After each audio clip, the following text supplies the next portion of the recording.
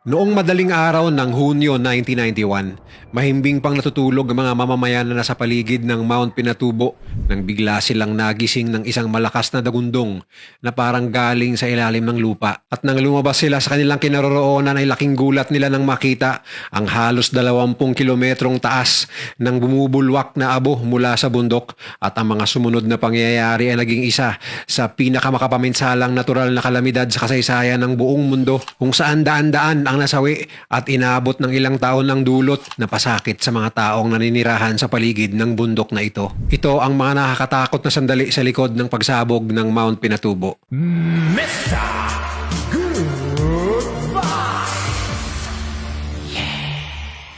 Ang Mount Pinatubo ay matatagpuan sa gitnang bahagi ng isla ng Luzon at saklaw ang mga lalawigan ng Zambales, Pampanga at Tarlac.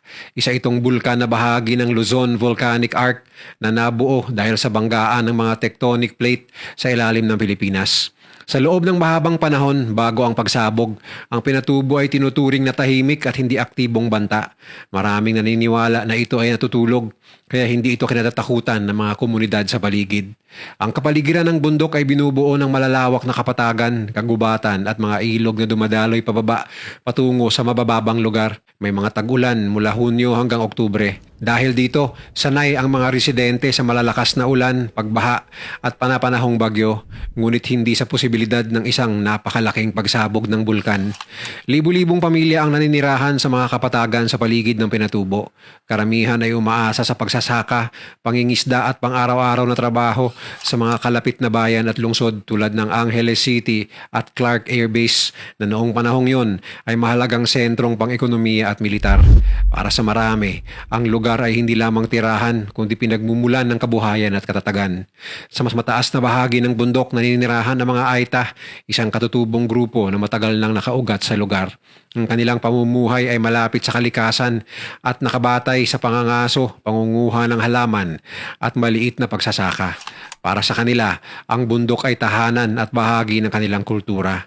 Noong mga dekada bago ang 1991, walang naitalang malalaking pagsabog sa Mount Pinatubo. Mahigit 400 taon na ang lumipas mula sa huling malakas na pagsabog nito. Dahil dito, patuloy na tinirhan at pinagyaman ang paligid ng bundok. Sa araw-araw na buhay bago ang sakuna, normal at tahimik ang lahat. Walang babala, walang takot at walang indikasyon na sa ilalim ng bundok ay may nagaganap na mga prosesong maghahanda sa isa sa pinakamalalaking natural na trahedya sa kasaysayan ng mundo. Noong July 16, 1990, bandang hapon, isang malakas na lindol ang yumanig sa malaking bahagi ng gitnang Luzon. Tinatayang magnitude 7.8 ito, isa sa pinakamalalakas na lindol na naranasan sa rehiyon sa loob ng maraming taon. Naramdaman ito sa mga lalawigan ng Nueva Ecija, Pampanga, Tarlac at hanggang sa Cordillera. Maraming gusali ang nasira at sa ilang lungsod, tumigil ang normal na aktibidad sa loob ng ilang araw. Pagkaraan ng lindol, unti-unting bumalik ang buhay sa normal. Para sa karamihan, isa lamang itong hiwalay na natural na pangyayari, walang malinaw na koneksyon sa bulkan na tahimik sa malayo. Makalipas ang halos 2 linggo, may ilang residente sa hilagang bahagi ng bundok ang nakapansin ng kakaibang tanawin. May mga ulat ng singaw na umaangat mula sa lupa. Sa unang tingin, tila simpleng usok lamang ito na dulot ng init at ulan. Nang suriin ng mga siyentipiko ang lugar, ang nakita lamang ay maliliit na pagguho ng bato. Walang malinaw na ebidensya ng agarang pagsabog. Muling nanumbalik ang katahimikan. Ngunit biglang nagbago ang lahat noong March 15, 1991. Sa mga baryong nasa hilagang kanlurang bahagi ng Mount Pinatubo, may kakaibang gumising sa mga tao. Hindi sigaw, hindi pagsabog, kundi pagyanig. Hindi ito isang malakas na lindol na nagpapatumba ng pader. Ito ay mga maiikli, ngunit paulit-ulit na pag-uga. Parang may mabigat na nilalang na gumagalaw sa ilalim ng lupa. Sa una, pinagsawalang bahala lang ng mga tao. Sa bundok na yon, matagal nang normal ang pag-uga. Sa mga sumunod na araw, mas dumalas ang pagyanig. Sa gabi, may mga nagigising dahil gumagalaw ang sahig. May mga baso na bahagyang gumigiling sa mesa. May mga alagang hayop na balisang tumatakbo. Sa loob ng 2 linggo, ramdam ng komunidad na may mali. Pero para sa marami, wala silang pagpipilian. Ang iba'y walang perang panlipat, ang iba'y walang kamag-anak na matatakbuhan. Ang bundok ay naroon pa rin, tahimik sa paningin, pero buhay sa ilalim. April 2, 1991, bandang umaga, isang biglaang putok ang bumasag sa katahimikan. Pagkatapos, isa pa at isa pa. Sa tuktok ng bundok, sumingaw ang lupa. Hindi apoy, kundi abo at alikabok. Ang mga pagsabog ay parang malalaking hinga ng singaw mula sa kailaliman. Sa loob lamang ng ilang oras, nabiyak ang lupa sa isang mahabang bitak na umaabot sa mahigit 1 kilometro. Ang abo ay tinangay ng hangin, dahan-dahang bumagsak sa mga bubong, bukid at kalsada. May mga taong tumingin sa langit at natahimik. May mga batang umiyak, may mga matatandang napausal ng dasal. Pero wala pang takbuhan, wala pang sirena. Ang iba ay nagwalis lang ng abo sa bubong at nagpatuloy sa araw-araw na gawain. Lumipas ang mga araw, naging linggo, ang bundok ay hindi tumigil. Maliit na pagsabog araw-araw, abong paulit-ulit bumabagsak. Sa gabi, may bahagyang liwanag sa tuktok. Hindi apoy, kundi alikabok na tinatamaan ng buwan. Sa ilalim ng lupa, daan-daang lindol ang naitatala bawat araw. Hindi ito alam ng karamihan, pero sa kailaliman, may umaakyat na magma.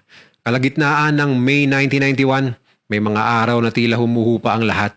Tahimik ang bundok, walang putok, walang bagong abo. Ngunit bigla, bumalik ang kaba. Ang mga sukat ng gas na lumalabas sa bundok ay biglang tumaas. Para sa mga eksperto, malinaw ang ibig sabihin, may sariwang lakas na umaakyat. Pagkaraan lamang ng ilang araw, bigla itong bumaba. Hindi ito magandang balita. Ibig sabihin, ang pressure ay nag-iipon, naghahanap ng daan palabas. Habang ang bundok ay namamaga, literal na umaangat ang lupa. Ang buhay sa paligid ay pilit na normal. May mga pumapasok pa rin sa trabaho. May mga magsasakang umaasang matatapos ang taniman bago anuman ang mangyari. May mga pamilyang nagdadalawang isip. Paano kung mali ang babala?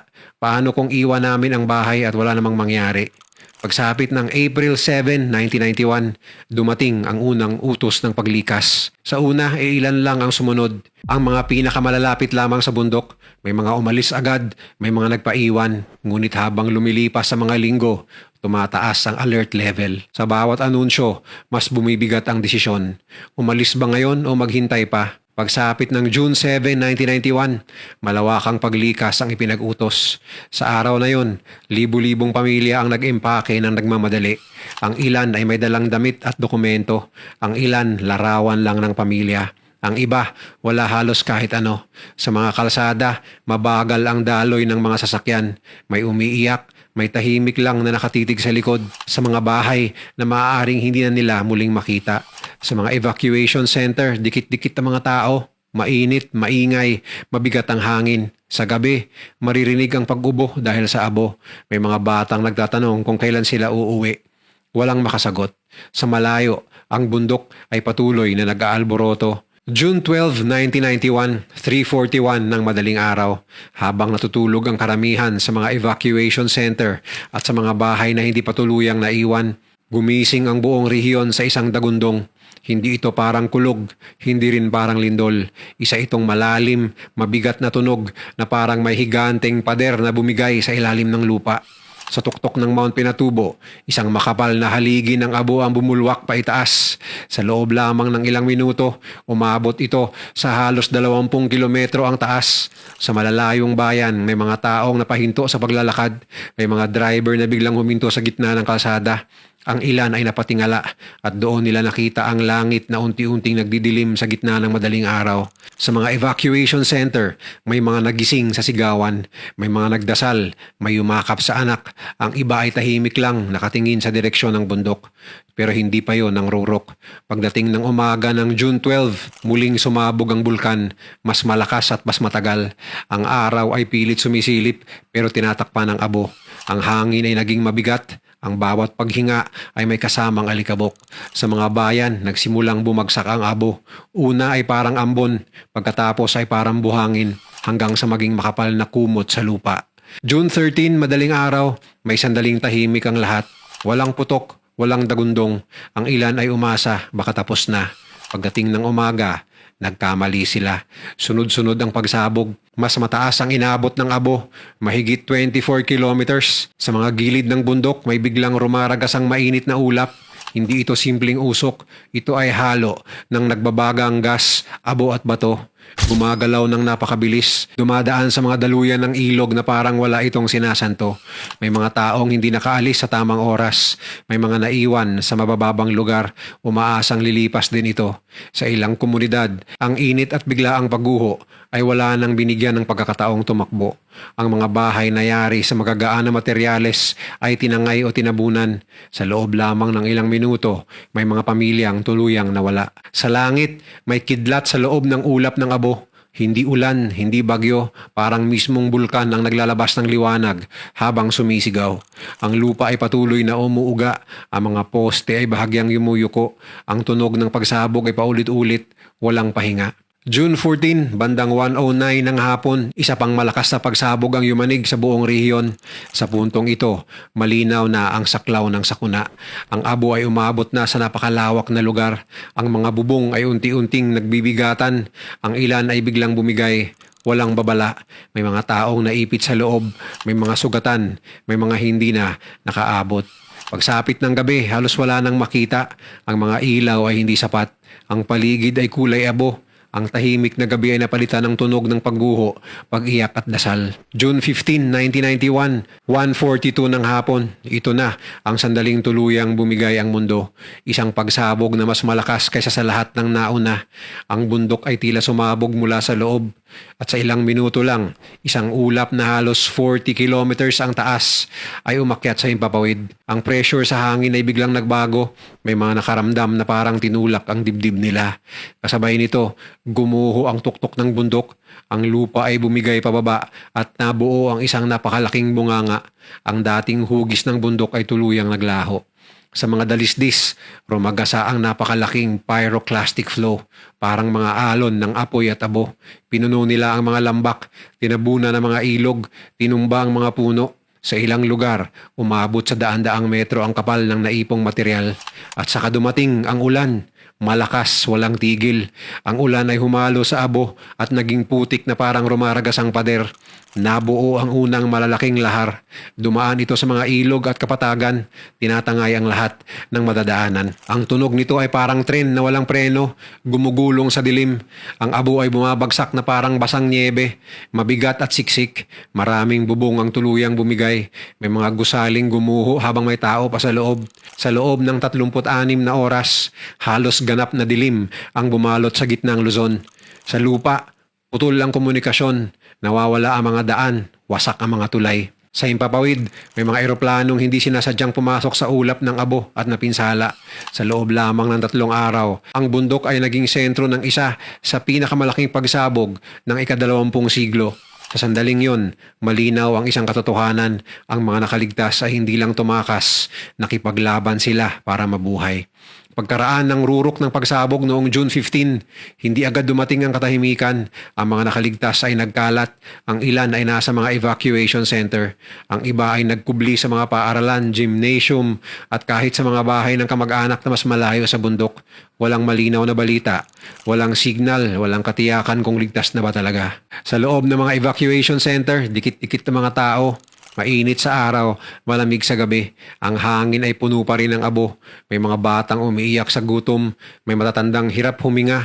Ang pagkain at tubig ay dumarating ng paunti-unti. Isang bote, isang supot, isang rasyon na kailangang paghahati-hatian. May mga naghintay ng oras, ang iba araw, bago makatanggap ng tulong.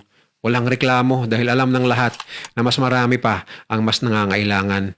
Gabi ng June 15 hanggang madaling araw ng June 16. Sa dilim at ulan, nagsimulang gumalaw ang mga unang rescuer, mga lokal na kawani ng pamahalaan, pulis at voluntaryo. Walang mabibigat na makina, walang kompletong kagamitan. Pala, lubid, flashlight. Sa maraming lugar, mano-mano ang paghuhukay. Ang putik ay hanggang tuhod. Ang abo ay dumidikit sa balat at mata. Sa bawat paghakbang, may panganib na biglang gumuho ang lupa. Bahay-bahay ang paghahanap, may mga pinto na binubuksan ng dahan-dahan, umaasang may maririnig na boses. May mga bubong na tinatanggal isa-isa. Sa ilang pagkakataon, may naililigtas pa. Isang taong naipit pero humihinga pa. Sa iba, katahimikan na lang ang sumasagot. Ang mga rescuer ay humihinto sandali, humihinga ng malalim, saka nagpapatuloy. Sa mga ilog, mas mapanganib ang sitwasyon. Kahit tapos na ang pangunahing pagsabog ng Mount Pinatubo, ang ulan ay walang tigil. Sa tuwing may maririnig na malalim na ugong mula sa itaas, lahat ay humihinto. Ang ugong na yon ay senyales ng lahar, putik, bato at debris na kayang lumamon ng kahit ano. May mga rescue na biglang pinatigil, may mga rescuer na umatras ng tumatakbo. Ilang segundo bago dumaan ang rumaragas ang putik. Sa ganitong kondisyon, mabagal ang operasyon. Nakakainip, nakaka-frustrate pero kailangan dahil ang isang maling hakbang ay maaaring ikamatay ng rescuer at ng sinasagip. Sa loob ng susunod na 24 hanggang 48 oras, dumating ang karagdagang tulong. Mas organisadong search and rescue teams, mas maayos na koordinasyon. May mga asong sinanay para maghanap ng buhay sa ilalim ng abo. May mga helicopter na pilit lumilipad kapag bahagyang luminaw ang langit pero madalas ay napipilitang bumalik dahil sa makapal na ulap at pabago-bagong hangin. Sa lupa, ang oras ay kalaban. Sa bawat oras na lumilipas, mas lumiit ang tsansang may matagpo ang buhay. Ngunit walang tumigil dahil sa bawat paghuhukay, may pag-asang may isang buhay pang naghihintay. At habang nagpapatuloy ang rescue, unti-unting lumilinaw ang isang mas mabigat na katotohanan. Ang sakuna ay hindi pa tapos. Sa mga sumunod na araw at linggo, unti-unting lumabas ang buong lawak ng trahedya habang humuhupa ang abo at bumubukas ang mga kalsadang pansamantala. Mas maraming lugar ang naaabot at mas mabibigat na eksena ang nakikita. Ang mga baryong dating puno ng buhay ay naging walang tunog na kapatagan. May mga bakas ng bubong na nakabaon sa putik. May mga sasakyang iniwan kung saan inabutan ng lahar. May mga paaralan at simbahan na hindi na magamit. Sa bawat bagong lugar na nararating, mas humahaba ang listahan ng mga nawawala. Ang mga ulat ay dumarating mula sa iba't ibang bayan. Mga bahay na bumigay sa bigat ng basang abo. Mga pamilyang hindi nakaalis sa oras. Mga taong inabutan ng lahar habang naglalakad o nagmamaneho. Unti-unti, binilang ang mga nasawi. Sa huli, mahigit 800 katao ang kumpirmadong namatay. Karamihan dahil sa pagbagsak ng bubong na hindi kinaya ang bigat ng abo na hinaluan ng ulan. Ang pinsala ay hindi lang nasusukat sa buhay. Libo-libong tahanan ang tuluyang nawasak at daan-daang libong katao ang naapektuhan. Nawalan ng tirahan, kabuhayan at komunidad. Ang mga ilog ay nagbago ng daluyan, naging mas mataas at mas mapanganib. Sa bawat malakas na ulan, muling bumababa ang lahar, sinisira ang bagong ayos na kalsada at tulay. Ang rehabilitasyon ay hindi isang beses na gawain. Ito ay paulit-ulit, taon-taon, kasabay ng bawat tagulan. Sa ekonomiya, ramdam ang bagsak, malalawak na lupang sakahan ang hindi agad mapakinabangan. Maraming magsasaka ang napilitang magbago ng pananim o tuluyang lumipat ng hanap buhay. Ang mga negosyo ay nagsara o lumiit ang operasyon. Sa isang lugar, inabot ng maraming taon bago muling makabangon ang produksyon at serbisyo. May mga pamilyang inilipat sa resettlement areas, isang bagong simula pero may kasamang hirap. Iba ang lupa, iba ang trabaho, iba ang pamumuhay. Para sa mga katutubong Aita, mas masakit ang pagputol sa lupang kinagisnan. Ang pagbangon ay hindi lang pisikal, ito ay emosyonal at kultural. Sa larangan ng agham at pamamahala sa sakuna, malinaw ang iniwang aral ng Mount Pinatubo. Napatunayan na ang maagang babala at paglikas ay kayang magligtas ng libu-libong buhay. Pinahusay ang monitoring ng mga bulkan, ang komunikasyon sa publiko at ang koordinasyon ng mga ahensya.